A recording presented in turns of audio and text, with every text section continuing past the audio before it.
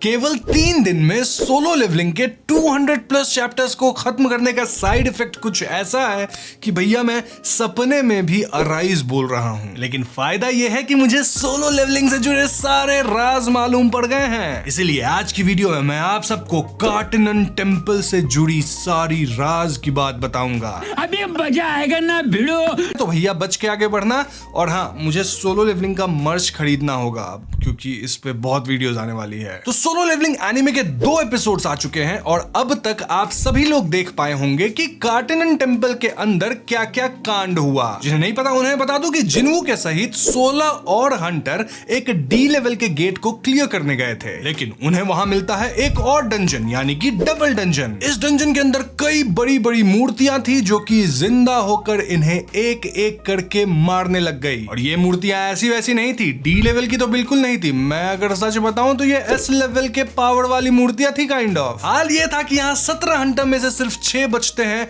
And in the end जिन्वू को kind of खुद को सैक्रिफाइस करना पड़ता है ताकि बाकी 5 लोग बच पाए। हाँ, बाकी 5 बच गए क्योंकि तीसरे रूल को फॉलो करने के बाद वहां का डोर खुल गया था जहां से बाकी 5 भागे, लेकिन जिन्वू को वहां स्टे करना था, किसी को तो करना पड़ता, तो वो काइंड ऑफ मारा गया। काइंड ऑफ मरा नहीं, ऑफ कोर्स नहीं मरा यार, ऑब्वियसली जिन्वू अपना मेन कैरेक्टर है, दूसरे एपिसोड में मारा जाएगा, ऐसा कभी हो सकता है क्या? रादर उसे एक गेम जैसा यूआई दिखने लगा जिसमें सबसे पहले तो उसे खुद को एज ए प्लेयर एक्सेप्ट करना होगा, देन उसे क्वेस्ट्स वगैरह मिलेंगे, गेम में कुछ टारगेट्स होगा, कुछ एम होगा जिसको कंप्लीट करके वो लेवल अप करता जाएगा। तभी तो मांगा का नाम सोलो लेवलिंग है, क्योंकि जिन्वू अकेले लेवल अप किए जा रहा है। अब कहानी में आगे क्या होता है वो कभी और अपन डिस्कस करेंगे, क्योंकि इस वीडियो में जो अंडरलाइन क्वेश्चन है वो ये है कि भैया ये कार्टिनन टेम्पल किस तरह की जगह थी, यहाँ पे ऐसा क्यों हो रहा था और इस जगह से जिन्वू को पावर्स कैसे मिले। अगर आपने इन दोनों एपिसोड्स को ध्यान से देखा होगा तो यहाँ एक स्टैचू पे बहुत ज्यादा फोकस करा गया था। जी हाँ, वही बड़ा वाला स्टैचू जो कि थ्रोन पे बैठा था और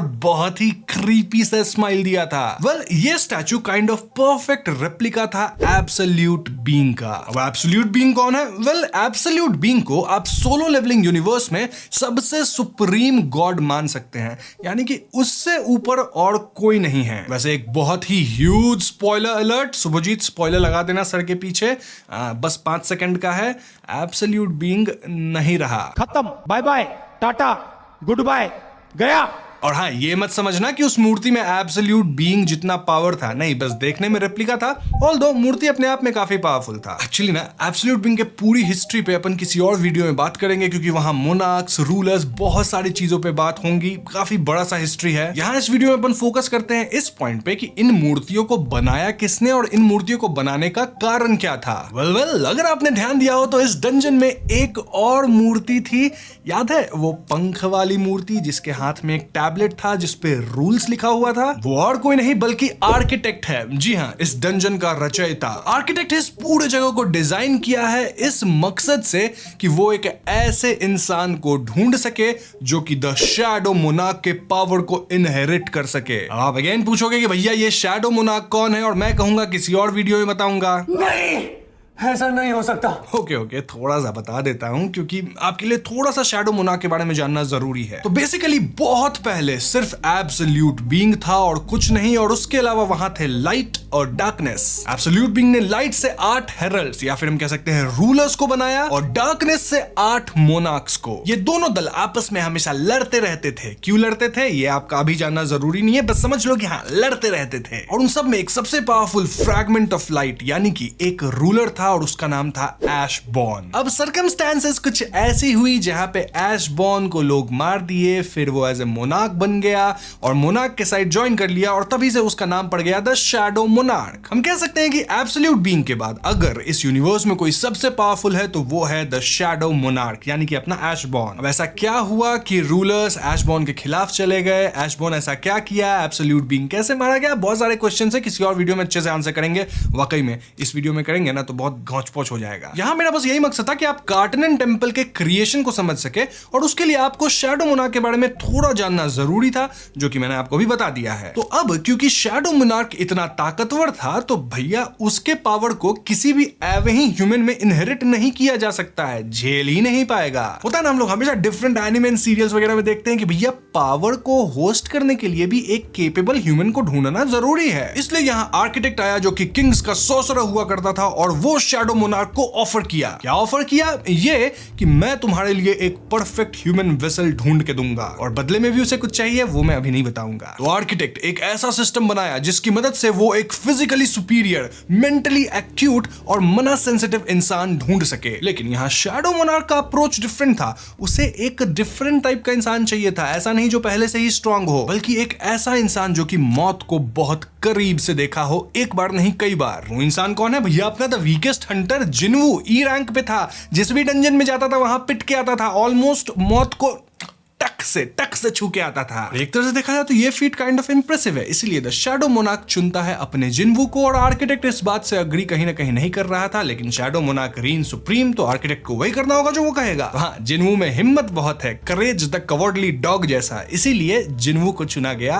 as the inheritor of shadow monarch's power. Of course Jinwoo इतना वीक था तो वो एकदम से शैडो मोनार्क के पावर को तो इनहेरिट नहीं कर सकता था, सारा पावर लेता फट जाता, बंदा मर जाता। इसीलिए आर्किटेक्ट उसके लिए एक सिस्टम बनाया जहां जिन्वू मॉन्स्टर्स को मार के, क्वेस्ट्स वगैरह कंप्लीट करके, डेली टास्क्स कंप्लीट करके अपने आप को स्ट्रांग बनाता जाए, और धीरे धीरे उसे फ्रैगमेंट्स में शैडो मोनार्क की पावर मिलती जाए। ये पूरा सिस्टम एक गेम के यूआई जैसा बनाया गया था आर्किटेक्ट के द्वारा, क्योंकि हम लोग अक्सर इसी तरह के यूजर इंटरफेस से फेमिलियर हैं। हम ह्यूमंस गेम्स वगैरह खेलते हैं ना हम लोग, तो हम लोग को ऐसा सिस्टम बड़ा ही फ्रेंडली सा लगता है। जिन्हों इस पूरे सिस्टम के अंदर एक प्लेयर जैसा था, जहां उसको मॉन्स्टर्स को मारना है वगैरह वगैरह, क्वेस्ट कंप्लीट करना है एंड ऑल दैट, जिससे उसको एक्सपीरियंस पॉइंट्स मिलेगा, और इससे उसका लेवल अप भी होता रहेगा, और धीरे धीरे वो शैडो मोनार्क के पावर को ले लेके और भी स्ट्रांग बनता जाएगा। जिन्वू के पावर्स का अंदाजा हम उसके लेवल से भी लगा सकते हैं, और जब जिन्वू लेवल 100 प्रिसाइजली बोला जाए तो 101 लेवल पे जब पहुंचा था, तो भैया वो फिर से पहुंचा था इस कार्टनन टेम्पल में, जहां उसकी फिर से भिड़ंत हुई थी इन स्टैचूज वाले मॉन्स्टर से। एक्चुअली स्टैचूज के अंदर पावर भरा गया आर्किटेक्ट के द्वारा। अब वहां क्या हुआ वो मैं किसी और वीडियो में बताऊंगा, बहुत आगे आता है ये, और बहुत बड़ा स्पॉइलर भी हो जाएगा, बट हाँ वहां कुछ काफी इंटरेस्टिंग हुआ था। तो अब इस पॉइंट पे आई एम प्रीटी श्योर कि आपको कार्टनन टेम्पल के बारे में काफी कुछ पता चल गया होगा, इस डबल डंजन के बारे में कह सकते हैं उसको। लेकिन यहां मेरा आपसे सवाल है, क्या आपको रूल्स याद है इस कार्टनन टेम्पल के? मैं बताऊंगा अभी, लेकिन उससे पहले आप लोग कमेंट्स में लिखना, चीटिंग मत करना, सेकंड एपिसोड में बताया गया है। So the rules are worship the god, praise the god and prove your allegiance. तो हाँ, सेकंड एपिसोड में जब जिन्वू यहां फंसा था, तो ये उसका काइंड ऑफ टेस्ट था। इस टेस्ट में जिन्वू पास हुआ, क्योंकि ना सिर्फ वो इन रूल्स को डिकोड किया, बल्कि वो करेज द कवर्डली डॉग बनके खुद को सैक्रिफाइस करने के लिए भी तैयार था। इसलिए सिलेक्ट करने पे वो बन गया एज ए प्लेयर, उसे मिलने लगी शैडो मोनार्क की ताकत, और धीरे धीरे वो कर रहा है लेवल अप सोलो, इसलिए इसका नाम है सोलो लेवलिंग। अब ये जो पूरा सिस्टम है जो आर्किटेक्ट ने बनाया है, वो बहुत ही ज्यादा डिफरेंट है इन जनरल सोलो लेवलिंग के वर्ल्ड से। अब आप पूछोगे कैसे? वेल, सोलो लेवलिंग में हमें क्लियरली बताया गया है कि जब भी कोई इंसान अवेकेंड होता है, यानी कि वो हंटर बनता है, तो उसको एक रैंक मिल जाता है उसके पावर के बेसिस पे। अब ये रैंक उसके साथ हमेशा स्टिक करेगा, क्योंकि उसके लिए पावर अप करना ऑलमोस्ट इम्पॉसिबल है। हाँ, वो अपने स्किल्स को थोड़ा और होन कर सकता है, कुछ और अच्छे टूल्स या फिर औजार का इस्तेमाल कर सकता है, बोले तो ज्यादा पावरफुल वेपन्स का इस्तेमाल कर सकता है, लेकिन उससे पावर उसकी थोड़ी सी ही बढ़ जाएगी, वो कहीं से बहुत ज्यादा इंप्रूव नहीं हुआ। लेकिन जिन्वू यहाँ अकेला ऐसा पर्सन है जो कि लिटरली लेवल अप कर रहा है। ई रैंक से बंदा एस रैंक पे पहुंचा, देन नेशनल लेवल, और उससे भी पार चला गया। तो भैया इंटरेस्टिंग तो है सोलो लेवलिंग, इसमें कई सारे टॉपिक्स हो सकते हैं, कई वीडियोस बन सकते हैं, और बनेगी भी इस चैनल पे बहुत सारे। ऐसे ही थोड़ी 3 दिन बर्बाद करके 200 प्लस चैप्टर्स पढ़ा हूं मैं। तो हाँ, जो भी आपके मन में सवाल है कि रूलर्स कौन है, ये मोनार्क्स कौन है, ये एब्सोल्यूट बीइंग कौन है, और अगर एब्सोल्यूट बीइंग इतना पावरफुल था तो वो मारा कैसे गया? इनफैक्ट अर्थ पे हाँ अचानक 10 साल से गेट्स वगैरह क्यों खुलने लग गए हैं? आई नो, इससे भी कई सारे आपके मन में डाउट्स होंगे, बहुत सारे, जो भी है कमेंट्स में लिख दो, सब पे वीडियोस आएगी, एकदम अच्छे से एक्सप्लेन करूंगा, इतना एक्सप्लेन करूंगा सोलो लेवलिंग कि आपका दिमाग एकदम उड़ जाएगा कि भैया मजा आ गया। हाँ, तो मेरी जो आने वाली वीडियोस होंगी बहुत इंटरेस्टिंग होगी, उनको नहीं मिस करना है तो चैनल को सब्सक्राइब करके बेल आइकॉन को जरूर दबा देना। साथ ही इस वीडियो को लाइक करो, दोस्तों के साथ शेयर करो, और मुझे डिस्कॉर्ड पे, इंस्टाग्राम पे, ट्विटर पे यहाँ भी फॉलो कर लो। मैं अपडेट देता रहता हूँ कि अभी कितने चैप्टर पे पहुंचा, कितना मजा आ रहा है, ये सब वगैरह वगैरह फालतू की बातें हैं, बट मजा आएगा, बातचीत करेंगे अपन। बस यही थी मेरी video. I'll see you guys in the next one. Peace out.